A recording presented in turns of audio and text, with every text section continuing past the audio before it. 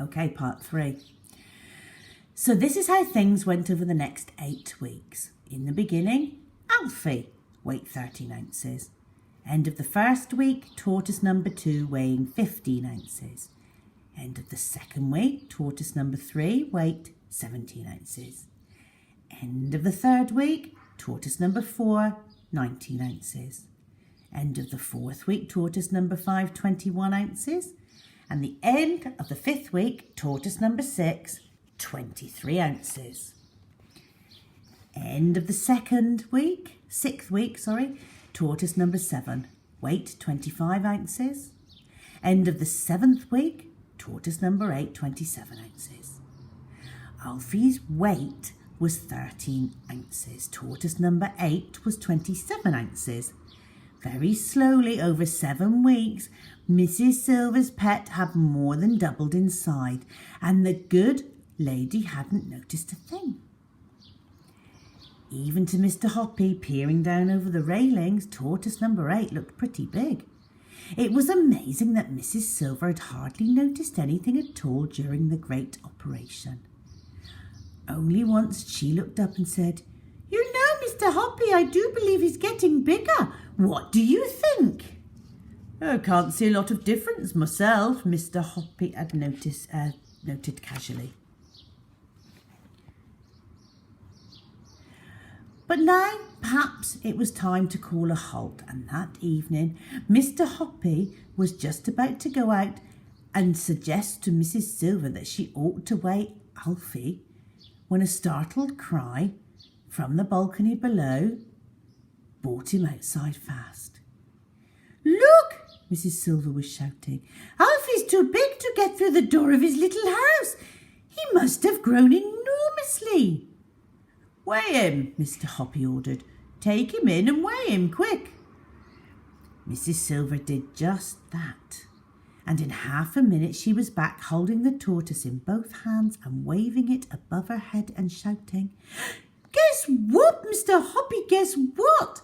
He weighs 27 ounces, twice as big as before. Oh, you darling," she cried, stroking the tortoise. "Oh, you great big wonderful boy. Just look what clever Mr. Hoppy has done for you." Mr. Hoppy suddenly felt very brave. "Mrs. Silver," he said, "do you think I could pop down to your balcony and hold Alfie myself?" "Why, of course you can," Mrs. Silver cried. "Come down at once." Mr. Hoppy rushed down the stairs, and Mrs. Silver opened the door to him. Together they went out onto the balcony. "Just look at him," Mrs. Silver said proudly. "Isn't he grand?"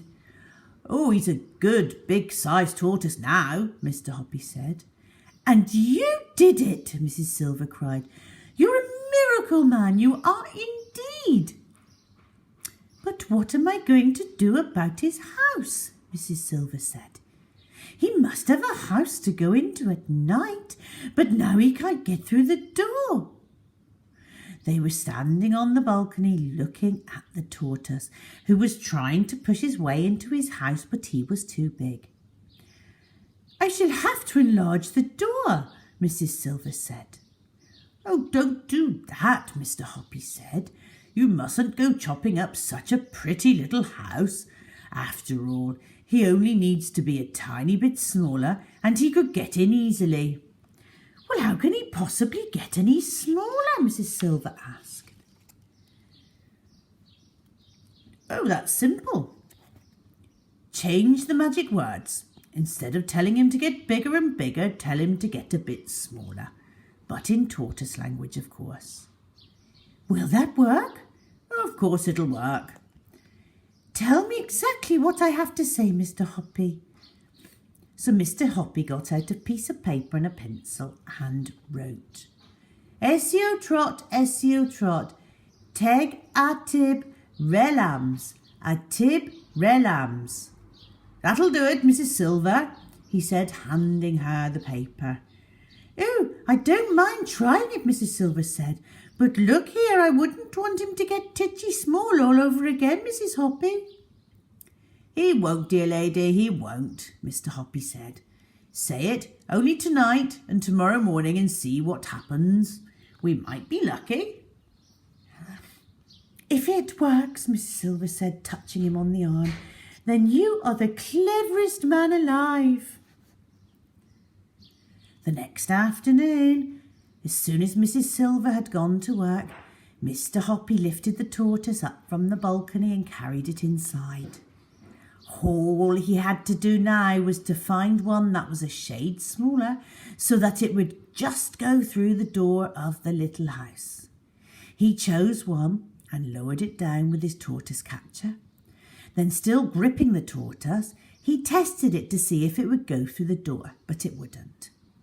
He chose another. Again he tested it. This one went through nicely. Good. He placed the tortoise in the middle of the balcony beside a nice piece of lettuce and went inside to await Mrs. Silver's homecoming. That evening, Mr. Hoppy was watering his plants on the balcony when he suddenly heard Mrs. Silver's shouts from below, shrill with excitement. "Mr. Hoppy, where are you?" she was shouting. "Just look at this." Mr. Hoppy popped his head over the railing and said, "Hey, what's up?" "Oh, Mr. Hoppy, it's worked," she was crying. "Your magic words have worked again on Alfie. He can now get through the door of his little house. It's a miracle." "Can I come down and look?" Mr. Hoppy shouted back. "Oh, come down at once, my dear man," Mrs. Silver answered. "Come down and see the wonders you've worked upon my darling Alfie." Mr. Hoppy turned and ran from the balcony into the living room, jumping on tiptoe like a ballet dancer between the sea of tortoises that covered the floor. He flung open his front door and flew down the stairs 2 at a time, with the love songs of 1,000 cupids ringing in his ear. "This is it," he whispered to himself under his breath. "The greatest moment of my life is coming up. I mustn't bish it. I mustn't bosh it. I must keep very calm." When he was 3/4 of the way down the stairs, he caught sight of Mrs. Silver already standing at the open door, waiting to welcome him with a huge smile on her face. She flung her arms around him and cried out, "You really are the most wonderful man I've ever met. You can do anything. Come in at once. Let me make you a cup of tea. That's the very least you deserve." Seated in a comfortable armchair in Mrs. Silver's parlour, sipping his tea, Mr. Hoppy was all of a twitter. He looked at the lovely lady sitting opposite him and smiled at her, and she smiled right back. That smile of hers, so warm and friendly, suddenly gave him the courage he needed, and he said, "Mrs. Silver, please, will you marry me?" "Why, Mr. Hoppy," she cried, "I didn't think you'd ever get round to asking me. Of course I'll marry you." Mr. Hoppy got rid of his teacup, and the two of them stood up embraced warmly in the middle of the room. "It's all due to Alfie," said Mrs. Silver, slightly breathless. "Good old Alfie," said Mr. Hoppy. "We'll keep him forever." The next afternoon, Mr. Hoppy took all his other tortoises back to the pet shop and said they could have them for nothing. And then he cleaned up his living room, not leaving a leaf of cabbage or a trace of tortoise. A few weeks later, Mrs. Silver became Mrs. Hoppy, and the two of them lived very happily ever after. P.S. I expect you're wondering what happened to little Alfie, the first of them all. Well, he was bought a week later from one of the pet shops by a small girl called Roberta Squibb. And he settled down in Roberta's garden. Every day she fed him lettuce and tomato slices and crispy celery. And in the winters he hibernated in a box of dried leaves in the tool shed. That was a long time ago, Roberta has grown up now and is married and has 2 children of her own. She lives in another house, but Alfie, the first Alfie, is still with her and is still a much-loved family pet. And Roberta reckons that by now he must be about 30 years old. It had taken him all that time to grow twice the size he was when Mrs. Silver had him. But he made it in the end. The end. Well, there you go. That was a great story. I really enjoyed that. And I'm not sure, I thought Mr. Hoppy maybe wasn't a good thing that he was telling lies and fibs, but he was doing it maybe for the right reasons. And in the end, everybody was happy. He was happy, Mrs. Silver was happy, the tortoises were happy. Even the first Alfie had a really nice life and a really nice family to live with. So all worked out in the end. But I hope you enjoyed it as much as I did. I think Rusty's literally nodding off, going to sleep. So I think I'm going to have to tuck him into bed for a nap. We hope you have a great week. Keep yourself safe. And we will see you again next week for another story time. Bye-bye.